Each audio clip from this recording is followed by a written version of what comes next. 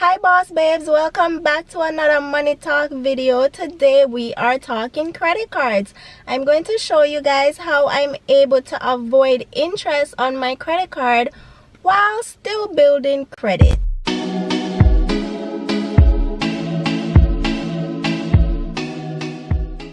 So this is my credit card statement, and before I get started, I want to say the first thing you want to do to get on track with your credit card spending and just using your credit card wisely in general is get on a budget. I cannot stress that enough, you guys. Get on a budget. I'm going to link my budgeting video below so that you guys can learn how to make your budget.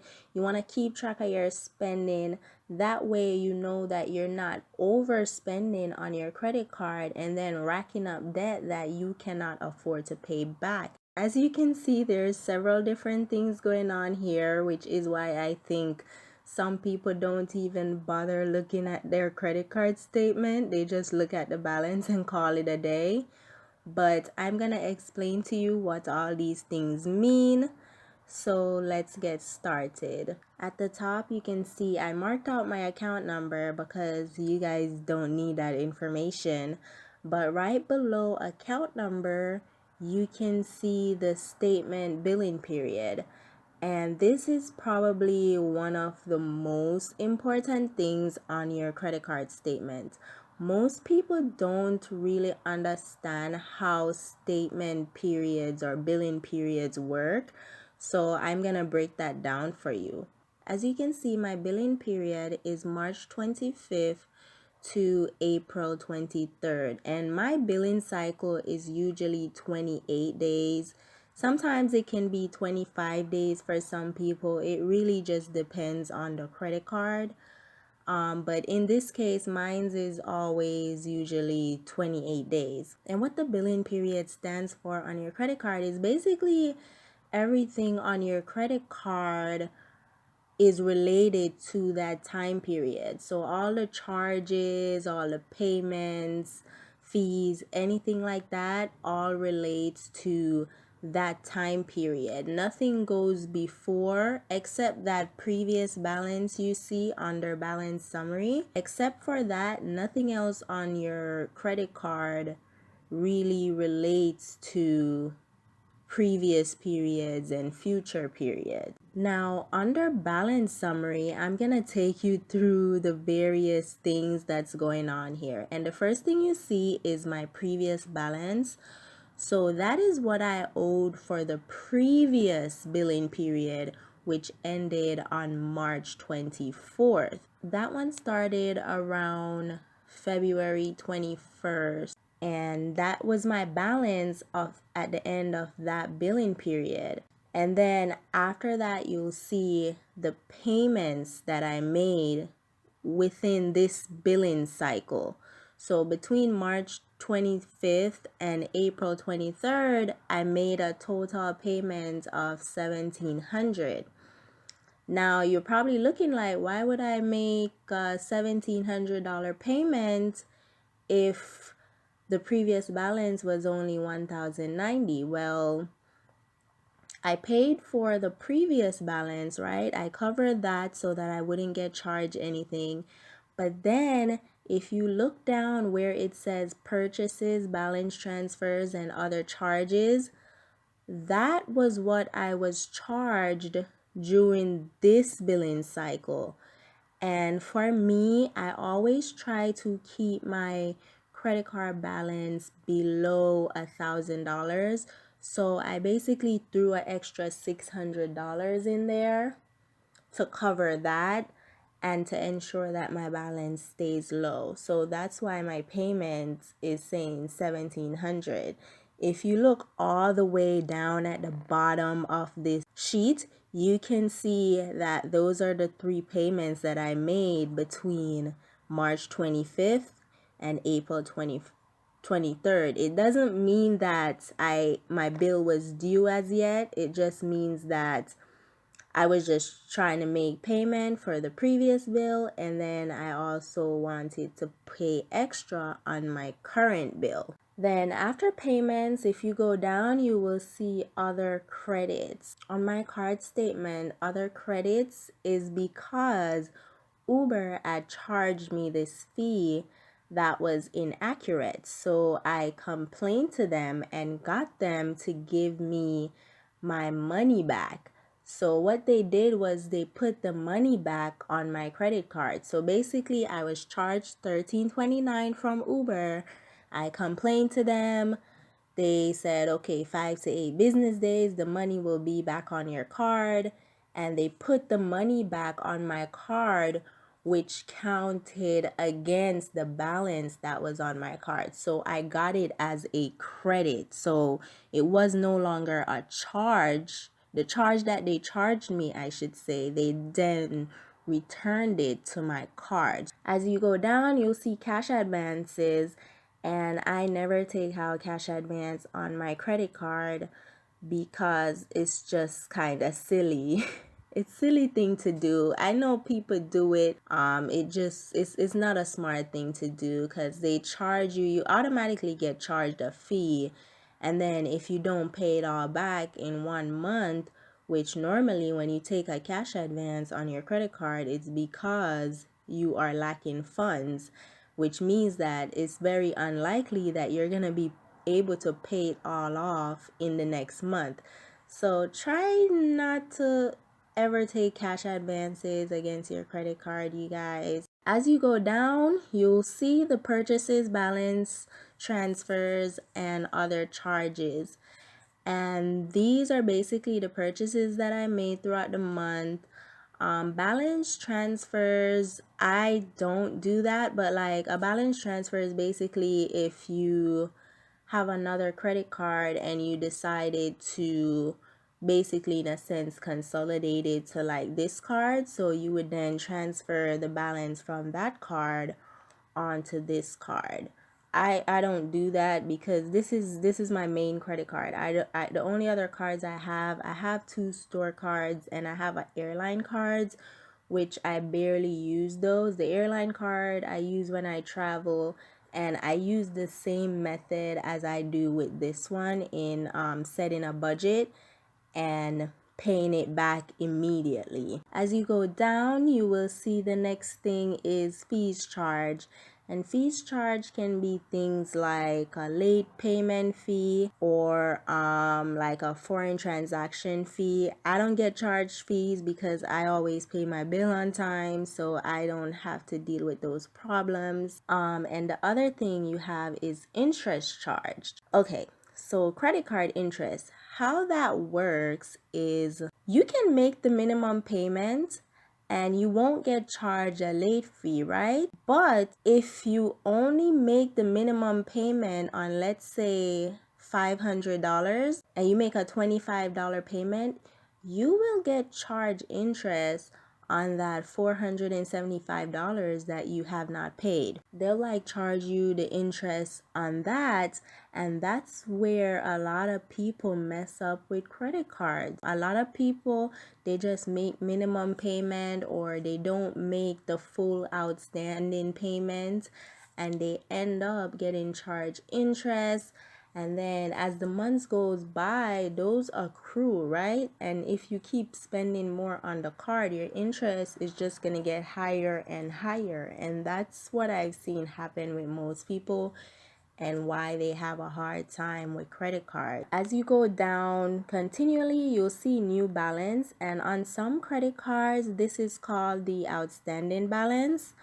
And as you can see, after all the various things that happened throughout the month, from making payment on my previous balance, making payment on my current balance, getting a credit back, my total balance at the end of this billing cycle, so between March 25th and April 23rd, right on April 23rd, what I owed was $505.23. Now, that does not mean that it is due on April 23rd. That's just when the billing cycle ends. So on April 24th to maybe May 23rd, that would be like my next billing cycle, and then that bill would be different than this current bill. Let me explain that a little bit more. If you go down under payment information where you see the new balance of $505, you see the minimum payment of $25, and then you see my payment due date is May 18th. Now, as I'm making this video, I've already made this payment, but just for explanation on this video, you can see my billing period ended April 23rd. However, the bill is not due until May 18th. So anything that I spend after April 23rd will not be due on May 18th. So if I made like a purchase between April 24th and May 17th, I don't have to really worry about paying those on May 18th, and I still won't get charged interest because that bill is not due yet. That's a different billing cycle, and that's where the billing cycles get a little bit confusing. If you don't understand how they work, you will think that you owe more than you do for a certain time period. So it's very important to understand that whatever the billing cycle is and the due date on that statement, it's only for that particular billing cycle. Anything you spend after that cycle date and is not gonna be due until the next payment due date. Now we're gonna go back up a little bit. Under balance summary, right there at the end, you will see total credit limit. On this particular card is $4,500. So I never reach my max limit. I never even spend like half of that, I don't think. The most that I'll spend on my credit card is somewhere in like the 1,000 range per month, and that's only because I put a good amount of my expenses on my credit card and then pay it off as a way to build credit. Now across from that, you will see my total available credit, which is $3,726. Now, if you subtract that $500 balance from the $4,500, you can see that that would be more than $3,700. But the reason why that's my available credit is because I had transactions that were pending. So because I have pending transactions, the bank added those pending transactions into my total available credit to let me know that, okay, this is actually what I have available, because the pending transactions had not posted as yet up to my statement date. Now we're gonna continue to go down under payment information, and you can see they give you that late payment fee warning. Basically says that if I don't make the minimum payment of $25 basically by May 18th, then you'll get a late charge of $37. Now, most banks charge anywhere from, I think, $30 to like $45 or something like that with the late payment.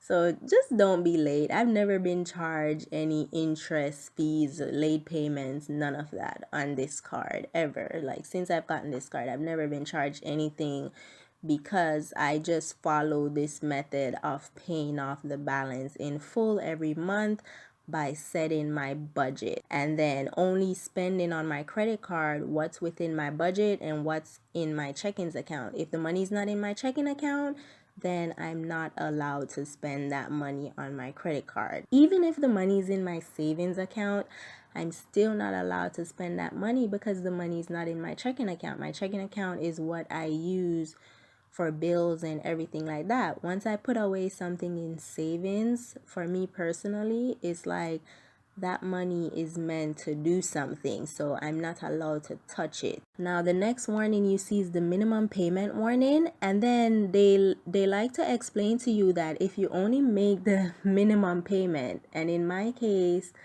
on the $505 balance, it'll take 2 years to pay it off, and then with the interest and everything, they give you an estimated total that you'll be paying around $601. So you're basically paying an extra $100 over 2 years on $500, which honestly, I don't even think that's accurate. I think it would be more than that. Now, as I continue to go down, you will see this has my Go Far reward summary. So there are several different types of credit card. You have, the typical secured and unsecured. You have the retail cards, you have charge cards, and in this case, this is a rewards card. On this card, I get back 1.5%. Basically though, what I've realized is for every like $1,666 I spend on the card, I get $25 back from the cashback rewards. This is like a cashback card.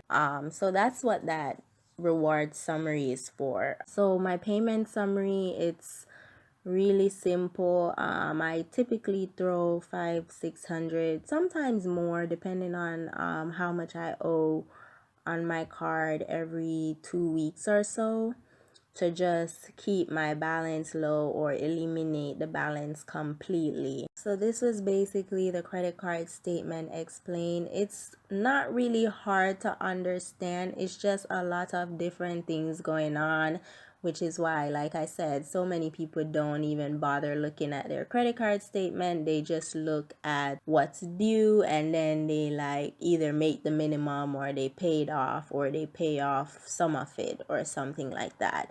But it's just very important to go through and understand the different charges. After the payments portion of this sheet right here, then when you go down, you would see all my transactions. Y'all don't need to be seeing what I'm spending on. That's really all that it is with my credit card. It's just as a way to build credit. And it's a little added bonus that I get the little rewards or whatever, but I really don't care for that much. But it's still extra money. An extra $25 every other month or so doesn't hurt. You know what I mean? But don't get the credit card, you guys, if you're not able to manage it the way that I manage it, or manage it in a way where you're not being charged fees and interest. I think that's so important. Like, make sure that you're not out here getting charged these fees and interest, because I promise you it can be avoided. The other fee I did not talk about, and I'm sorry I'm jumping back really quick, is some cards actually charge an annual fee. This one does not, but there are cards that do charge an annual fee. And even though I'm not getting charged interest or fees and stuff, I promise you the credit card company is still finding a way to make money off me by looking at the things that I'm spending on and then finding ways to promote that to me. Like, that's how credit cards like make their money off like someone like me who, I'm very responsible in that I keep track of my spending and I pay my bill in full on time. They don't like when you pay your bill in full, because then they're not really making as much money off you, but they're still going to find a way to figure out how to make your credit card use useful to them.